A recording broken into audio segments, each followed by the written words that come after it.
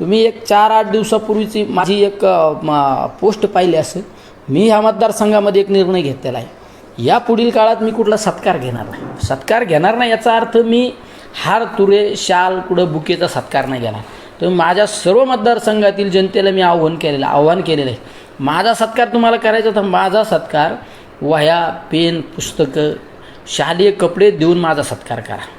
त्याची सुरुवातसुद्धा झाली. मी एक 4 दिवसापूर्वी एका हॉटेलच्या उद्घाटनाला गेलो असताना आमच्या एका कार्यकर्त्याचं होतं. त्याला मी सांगितलं की मला शाल बुके नको.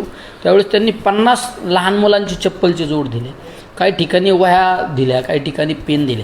याचा फायदा गोरगरीब जनतेला होणार, म्हणजे गोरगरिबांच्या मुलाला होणार. जर म्हणजे इतकी वाईट परिस्थिती तुम्ही पाहिलं असेल, ज्याला परिस्थिती जाणीव होत तोच हा विचार करू शकतो. शेवट माझंसुद्धा मी शिक्षण घेत असताना मलासुद्धा कंपास नव्हती, मलासुद्धा शाळेत जाण्यासाठी पासला पैसे नव्हते.